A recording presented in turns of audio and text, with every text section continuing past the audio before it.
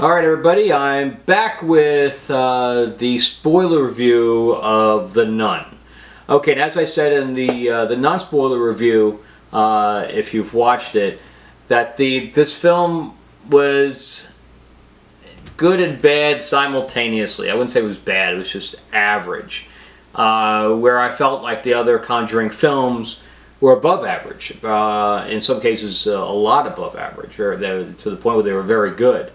And The Nun just didn't take it to that level. Again, it wasn't any of the fault of the cast. Jonas Bloquet, the guy who's played Frenchie, he was one of the highlights of the film. I thought he did a really good job.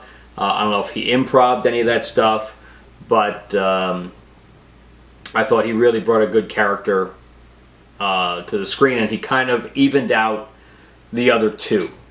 Again, the problem with this film was the plot. So let's get into that, because the look and feel was great. It lived up to everything in the trailer that it showed. So everything lived up to everything except for the story, which is very, very unfortunate. And I can't understand why James Wan didn't take a little bit more time with this, but he may have been only just he's probably so busy at this point in time that he probably was just doing some stuff on consulting basis and throwing some ideas out. So let's get into the story. So the story, as you've probably seen from the trailer, is that there's an evil presence inside the nunnery, and they go to investigate it. And there's a young nun who kind of questions everything and hasn't taken her vows yet, and that's Tessa Familia. And again, she's from American Horror Story. And she does a very good job, I thought. Again, the cast wasn't the problem. So instead of, and this is how I thought it was kind of set up in the other Conjuring films, was that this nun had a backstory, that it was an actual person at one time, and it had some kind of backstory of how she became evil, or how she was corrupted, and maybe she was forsaken and was cursed to roam the halls, of this monastery or whatever cloister that it was. So, but it was none of that. And instead they opted in for this, oh, it's just an evil entity because there's a portal open, and why? There was so much they could have done on a personal basis. They could have linked it in with this other character, because she was supposed to be she was from Romania, which is why she was brought to the mission, with Father Burke. And as far as I was concerned, there was no reason for her to be there, because they ended up getting the guide anyway. She knew nothing about anything, and Father Burke was like the investigator, unless they're trying to do, a buddy, type of investigation film in the future.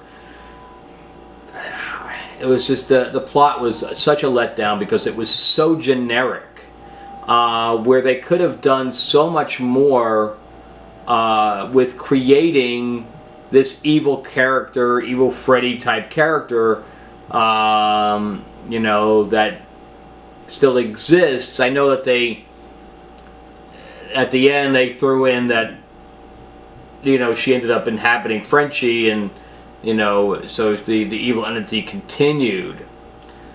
But I don't know, and all the nuns were there, the nuns were not there.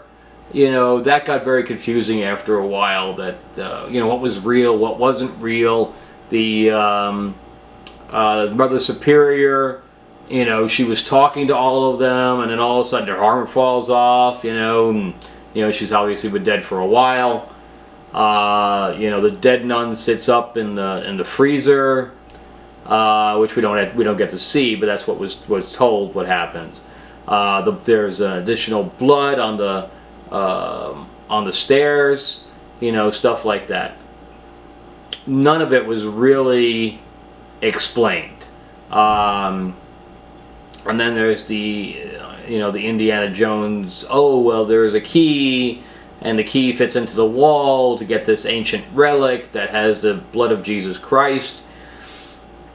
And obviously it never dries. The vampire movies do that too, where the blood is, you know, stays congealed forever, you know, even if it's not hermetically sealed, or, you know, which would never happen. Once it gets exposed to oxygen, it dries. So anyway, again,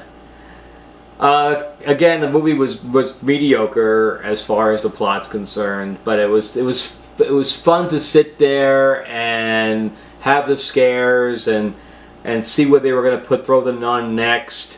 And see what was going to be invisible and what wasn't. And, you know, she ended up getting those scars on her back, but it was all in her head. You know, again, it didn't really make any sense. And I wish it did. I wish that they had spent more time on the plot rather than saying, hey, where can we throw these scares in next? You know, and he gets, that was the other thing, that Father Burke gets tossed into a casket, and he's immediately sealed over. And of course, I know they're going to use the bell at some point, but you know, then they used the bells and they all rang. I thought that was kind of cool, but and she had to dig him out. I don't know. I was kind of confused by that as well.